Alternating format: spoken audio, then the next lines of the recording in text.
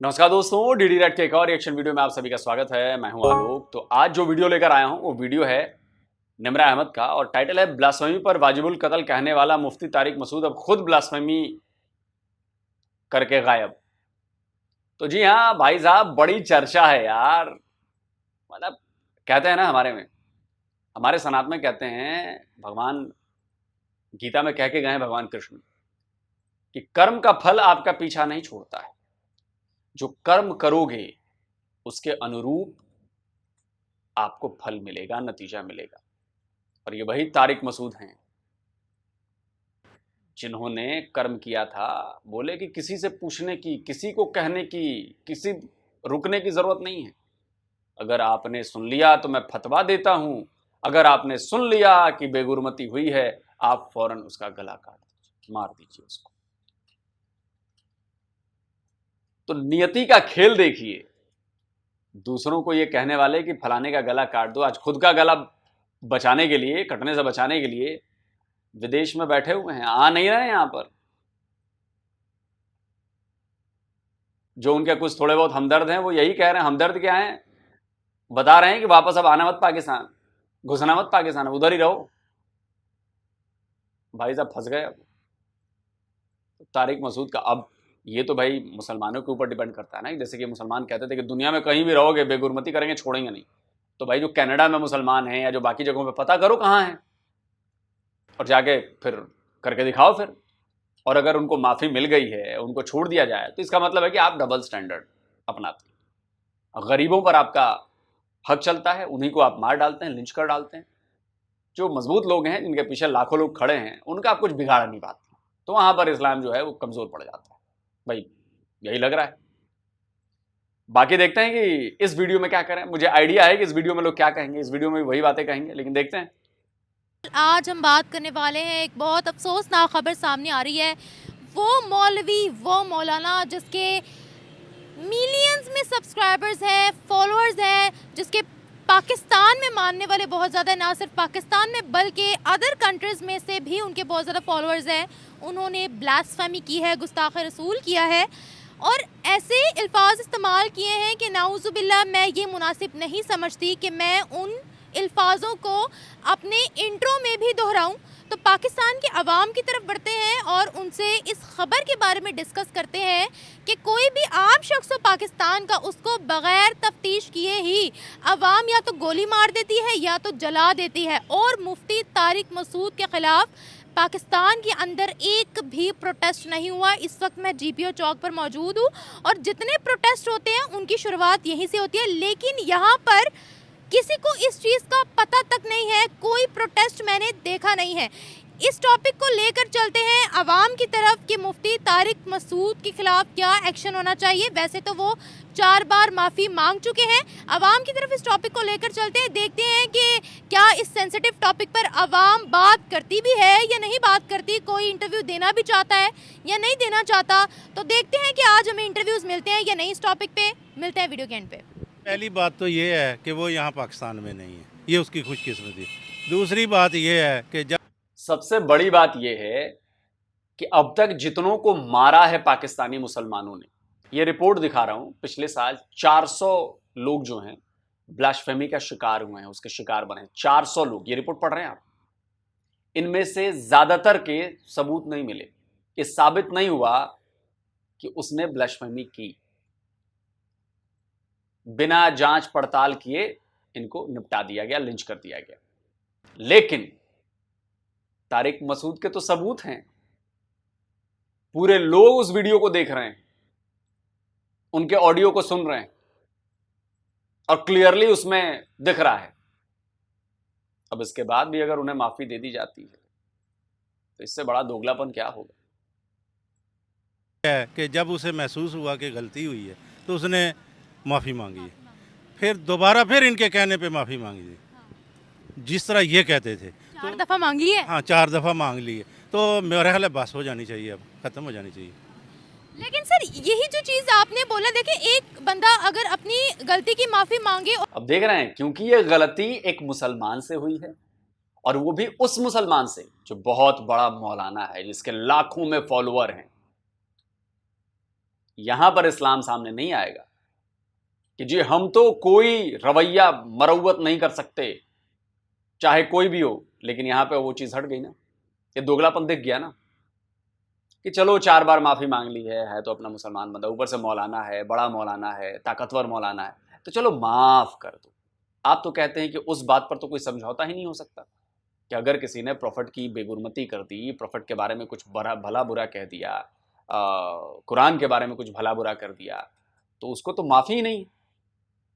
यहां पे आप ये बोल भी कैसे सकते हैं कि माफ कर दो? फंसे हैं पाकिस्तानियों आप लोग, ये जो आप लोग झंडा बुलंद करते हैं ना, अपने ही मामले में फंसे हैं। मांगे और कहे मैं दोबारा ऐसे नहीं दोहराऊंगा, ठीक है, माफ करना इस्लाम ने भी बोला है, लेकिन यही जो चीज़ है वो हम बड़ी बड़ी पर्सनैलिटीज़ पर मानते हैं। अगर कोई आम बंदा जिसके साथ जो ऐसा कर दे उसको तो आवाम नहीं बख्शती, उसको तो गोली मार देते हैं, जला देते हैं। ये सबसे बड़ी है, ये बहुत गलत है कि उस बंदे को मुकम्मल तौर पर ये होना चाहिए कि उसका डाटा, आवाम को कोई हक नहीं है कि किसी को मारे। जब कानून मौजूद है, सब कुछ मौजूद है, ठीक है, तो हाँ थोड़ी सी कोताही है हमारे जस्टिस सिस्टम में, हमारे जजेस में, अदलिया में कोताही है। ये ब्लास्फेमी का लॉ बना हुआ है पाकिस्तान में, लेकिन हमें कानून हाथ में नहीं लेना चाहिए। हमें उस बंदे को मुकम्मल मालूमात उसकी हासिल करनी चाहिए। हो सकता है वो एडिक्ट हो सकता है वो नशे में हो सकता है वो वैसे ज़हनी मजूर हो, ठीक है ना। तो मकसद ये है कि कुछ भी हो सकता है, जब तक एक मुकम्मल पिक्चर सामने ना आए उस वक्त तक अवाम को तो हक ही नहीं है कि एक दूसरे पर हाथ उठाए। आपको वही तो कह रही हूँ। अभी आप यकीन करें, आपकी इंटरव्यू देने से पहले मैंने जितने लोगों को रोका ना, उन्होंने कहा हमें पता ही नहीं है खबर का। और मैं लिटरली, अब मेरे दिमाग में ये सवाल आ रहा है, आपको नहीं पता, आप इंटरव्यू नहीं दे रहे। यहाँ अगर कोई मसला हो जाए आप तफ्तीश नहीं करते, हाँ। आप उसको गोली मारते हो, आप उसको जलाते हो, कोई तफ्तीश नहीं करता, कोई पूरा मामला नहीं। बस एक बंदा ऐलान करेगा कि इसने ये हरकत की, उसकी तफ्तीश नहीं होगी और वो आपको बंदा जो है वो मरा हुआ मिलेगा। इसमें कसूर हमारे निज़ाम का है, हमारे अशराफिया का है कि जब तक उनके पास कोई ऐसी चीज़ मिलती है तो उसको मिट्टी पाव वाली पॉलिसी इख्तियार करते हैं, ठीक है ना, उसको पूरे अंजाम तक नहीं पहुंचाते। अब जैसे पुलिस वाले ने मार दिया कोयटा के अंदर, ठीक है ना, पुलिस वाले ने मार दिया, तो ये तो वो तो कानून का रखवाला था, गोली मारी, बाद में जलाया भी। हाँ। तो मकसद ये है कि लेकिन अवाम बड़ी, हमारी गवर्नमेंट, हमारी जो ये लॉ इन्फोर्समेंट, ये तो ऐसे हैं जैसे चूड़ियाँ पहन के बैठे हुए हैं। इस तरह तो ये पाकिस्तान रहने के काबिल ही नहीं रहेगा। यहाँ पर जब भी कोई केस हुआ है ना, मैं देखती हूँ कि ना यहाँ ये हम लोग ना माल रोड पर खड़े हैं, जीपीओ चौक पर, यहाँ मौलवियों के ढेर लगे होते हैं कि जलसा निकालने के लिए गुस्ताख रसूल की सज़ा सरतन से जुदाब, जो एक बड़े रिनाउंड मौलवी हैं पाकिस्तान के, उन्होंने ये हरकत की है। मैं देख रही हूँ सारे ठंडे पड़े हैं, किसी को पता ही नहीं है। नहीं, पकड़ना तो इन्हें चाहिए ना। कभी किसी मौलवी ने भी जाके बंदा मारा है? ये सिर्फ लोगों को भड़काते हैं, ठीक है। लेकिन जो है हमारी ये, इसको आहिस्ता आहिस्ता ये हमारे अदारों ने इनको छूट दी हुई है। आम आवाम के खिलाफ, किसी नॉन मुस्लिम के खिलाफ प्रोटेस्ट हो, वो यहाँ कर लेंगे। जहाँ बड़ा हाथ आता है, जहाँ ये देखती थोड़ी रिनाउंड पर्सनैलिटी है, फूंक सारी निकल गई। क्यों? ये हमारे मुल्क में पावर का जो एक एक्टिविज्म है ना, सबके लिए कानून, फिर आप सबके लिए सोच यकसा रखें ना। कोई ये ट्रैफिक वार्डन है, किसी बड़े वाले की गाड़ी को रोकता है तो वो बदमाशी करते हैं, तो फिर अवाम भी ये बदमाशी सीख गई है ना। ये ऊपर से, जब ऊपर वाले कानून का एहतराम करेंगे तो फिर ही जाके नीचे भी एहतराम होगा ना कानून का। जब कानून का एहतराम ही नहीं है, कानून को साइड पे रख दो, मेरी मर्जी है जो मैं करूं, ठीक है, तो फिर यही होता है जैसे अब पिछले जजेस ने किया है, और अब भी 8 जजों ने कानून एक तरफ रख दिया है, अपनी मर्जी के फैसले दे रहे हैं। जब कानून आप जजेस एक तरफ रख रहे हैं तो फिर अवाम का क्या कसूर है, वो भी रखेगी एक तरफ। अच्छा, वैसे ये देखें, मुफ्ती तारिक मसूद के फॉलोअर्स मिलियंस में हैं, ठीक है, बहुत लोग उनको फॉलो करते हैं, पाकिस्तान के अंदर भी, बाहर की कंट्रीज़ के अंदर भी। मैं इसीलिए अपने हर प्रोग्राम में कहती हूँ 2 नंबर मौलवी बहुत ज़्यादा मौजूद हैं जिनके फॉलोअर्स बहुत ज़्यादा हैं। अभी क्या कहेंगे आप इस चीज़ के बारे में? देखें, इसमें होता ये है कि हमेशा हमेशा गलती बड़ों से होती है। शैतान उसके ऊपर अमल करता है जिसके फॉलोअर ज़्यादा, जिसको बंदे ज़्यादा मानते हैं, उनको बहुत मानते हैं। तो इसीलिए शैतान अभी हमला उसी के ऊपर करेगा। लोगों को तकवा सिखाते हैं, खुद लैंड क्रूजर में घूमते हैं, एसीओ में बैठते हैं, लोगों को 4-4 शादियों का दर्स देते हैं जिनके पास वसाइल नहीं होते। नहीं, वो तो नहीं, वो एक अलहदा बात है। देखें, हर पर्सन के अंदर कुछ खूबियाँ होती हैं, कुछ खामियाँ होती हैं, ठीक है ना। तो मैंने उसे सुना है सारा, जैसे उन्होंने पहले एक बेवा से शादी की है, ठीक है ना, और फिर मेरे ख्याल 2 से तो बेवा से शादी की है, तो इसमें कोई हर्ज नहीं है, ठीक है ना। तो मसला ये है कि अब मसला ये होता है कि जो बंदा अवाम में ज़्यादा मकबूलियत हासिल करता है, तो जब वो बोलता है, जो ही बंदा बोलेगा तो वो गलती करेगा, ठीक है। हम अवाम को भी ये समझना चाहिए कि उसे मौका देना चाहिए, जो बोलेगा वो गलती करेगा। जैसे आप फ़र्ज़ करें कि इमरान खान ने जर्मनी और जापान की सरहदें मिला दी थी, ठीक है ना, तो चाहिए तो उसे भी मार देना चाहिए था, क्योंकि एक वज़ीर आज़म होके ऐसा काम कर रहा है। बात समझ आ गई है ना। लेकिन उधर तो किसी की तवज्जो नहीं गई ना सर। लेकिन वो ब्लास्फेमी नहीं है ना। उस चीज के लिए आप लोगों के हुजूम में जो हुजूम चलता है, ये उस हुजूम की मानसिकता ये नहीं है ना कि इसको जान से मार देना है। सवाल यहां पर यह है कि पाकिस्तान में लोग ब्लास्फेमी के नाम पर मारे जाते हैं, जबकि उन पर साबित नहीं होती ब्लास्फेमी, उसके पहले ही मारे जाते हैं। तो तारिक मसूद क्यों नहीं? अब ये टेस्ट है पाकिस्तानी मुसलमानों का, वरना सवाल तो उठेंगे।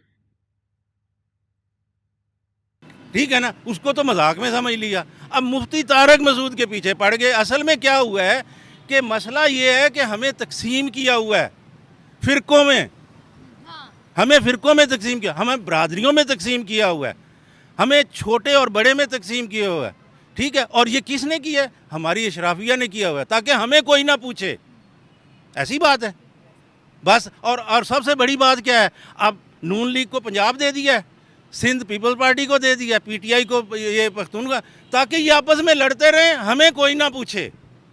ऐसे ही है।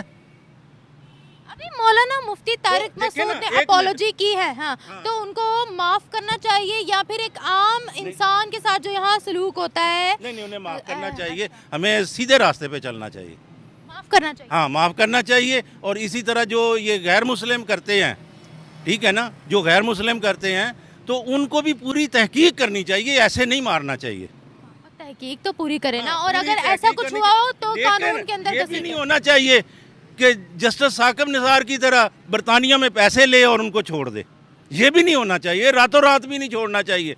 जो गलती करे ना तो जब उसको एक सजा मिलनी इन्वेस्टिगेशन चाहिए। हुई थी, जब एक इन्वेस्टिगेशन हुई थी एक औरत के खिलाफ, ठीक है, एक पता नहीं कौन सी, सेशन जज ने उसे सजा दी है, तो एक फिर अगली जज अदालत जो है उसको एकदम रात को छोड़ दे, ठीक है। वो बताए तो सही कौम को कि हम किस लिए छोड़ रहे हैं, ठीक है। जब ये इस तरह के काम करेंगे तो फिर अवाम उनके मारेगी। मतलब है कि ये दो तरफा है, ये हमारे बड़ों का भी कसूर है। अच्छा मेरी बात सुने, पाकिस्तान के अंदर ऐसे ढेरों केसेस भरे पड़े हैं जो ब्लास्फेमी नहीं करते, बाद में पता लगता है उन्होंने नहीं की है, लेकिन वो दुनिया से रुखसत हो चुके होते हैं, ठीक है। जो लोग ब्लास्फेमी करते हैं उनको कुछ भी नहीं होता है। ये जो डबल स्टैंडर्ड हमारे माशरे में सेट हो गए हैं, उसके देखिए मेरा ये मानना है कि अगर कोई गलती करता है, चाहे वो मुस्लिम हो चाहे वो नॉन मुस्लिम हो, तो दोनों के लिए कानून एक जैसा होना चाहिए, सज़ा मिलनी चाहिए, ठीक है। देखें ना, अब सज़ा जो मिलनी चाहिए, मसला तो यही है, बड़ों ने अपने लिए तो रास्ते रखे हुए हैं। एक बंदा कत्ल होता है, ठीक है ना, अब बंदा कत्ल होता है या ख़ता से मार के जाता है, ठीक है, लेकिन ख़ता तो होती है ना, उसमें कोई ना कोई चीज़ होती है। अब इसमें दो कानून हैं, एक तो इस्लामी है कि जी आप उससे दीत ले लें, ठीक है, लेकिन पाकिस्तान में कई ऐसे कानून हैं कि दीत के अलावा, इस्लामी कानून के अलावा हमारे लोकल कानून हैं। जैसे कोई भी शख्स अगर किसी को मारता है, बेशक वो माफ़ कर दे, रियासत का एक कानून होना चाहिए कि उसे 10 साल या 15 साल सज़ा मिलेगी लाजमी। बेशक वो माफ़ कर दे, दियत भी दे दे, सिर्फ उसकी ज़िंदगी बचे, लेकिन रियासत का भी एक कानून होना चाहिए ताकि हर बड़े को भी पता हो कि भाई मैंने फिर 10 साल जेल में तो जाना ही जाना है। ये कानून बनना चाहिए, नहीं है कानून। ठीक है ना, कि इसलिए नहीं है कानून कि बड़ों ने छोटों को मारना है और उनको थोड़े बहुत पैसे दे के राज़ी कर लेना है। ठीक है ना, इसलिए ये कानून नहीं यहाँ पे बनाया जाता। अब यहाँ पे बाकी भी चीज़ें ऐसी ही हैं। Thank you. किसी चीज़ को भी आप ढूंढ लें, ये इसी तरह ही है, कानून में सुकम रखे हुए हैं। Thank you sir. Thank you. मैं तो कानून मानता कौन है पाकिस्तान में? कौन मानता है पाकिस्तान? अभी खबर आई है वो जो हिंसा चल रही है केपीके में कहीं पे, वो शायद 50 के करीब पहुंच गई है मरने वालों की संख्या, उसमें 5 और मर गए हैं, फ्रेश स्टार्ट हो गया है। कोई कानून नहीं वहां पे, पाकिस्तान का कानून कोई नहीं मानता। वहां पे चलेगा मेरा कानून, मैं ताकतवर हूं, मेरे हाथ में बंदूक है, मेरा कानून चलेगा, मैं जिसको चाहूं उसको उड़ा दूं। ये स्क्रीनशॉट लगाया, पढ़ लीजिएगा। आप लोग पढ़ते लिखते कम है ना, पाकिस्तान के लोगों को कह रहा हूं, पढ़ते लिखते आप लोग कम है। आप लोग वही चीज ज्यादा पढ़ते लिखते हैं जो भारत के खिलाफ हो, हिंदुओं के खिलाफ हो, काफिरों के खिलाफ हो, यहूदियों के खिलाफ हो। अपने अंदर क्या भसड़ मची हुई है उसके बारे में आप लोगों को खबर नहीं रहती। ये पढ़ लीजिए कि चल क्या रहा। और धीरे धीरे पाकिस्तान से कानून का राज खत्म हो रहा है, वैसे वैसे क्योस बढ़ रहा है।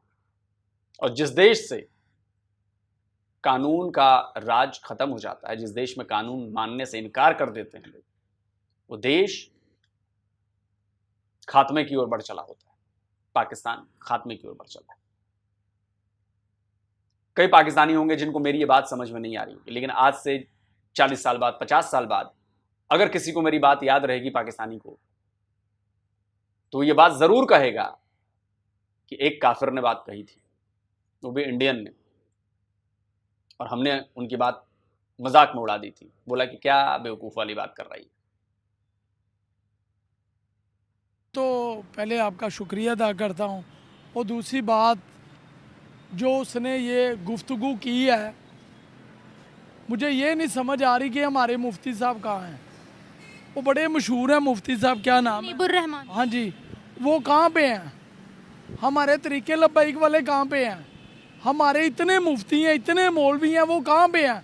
देखिए इतनी बड़ी गुस्ताखी की है, ऐसे शख्स की तो गर्दन काट दी चाहिए, गर्दन काट दी जाए।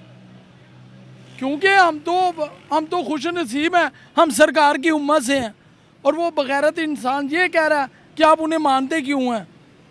तुम्हें शर्म आनी चाहिए। पहले तो तुम्हें ये बताऊंगा कि आप इतने बड़े मुफ्ती हो के जो मुंह पे आजे कह देते हैं, आपको शर्म या नहीं आती? मुफ्ती साहब आप होश करें। आप कह रहे हैं हुज़ूर पाक सल्लल्लाहु अलैहि वसल्लम पढ़े लिखे नहीं थे, वो पढ़े लिखे थे। क्या चीज़? आप काम करें, मेरी बात सुने।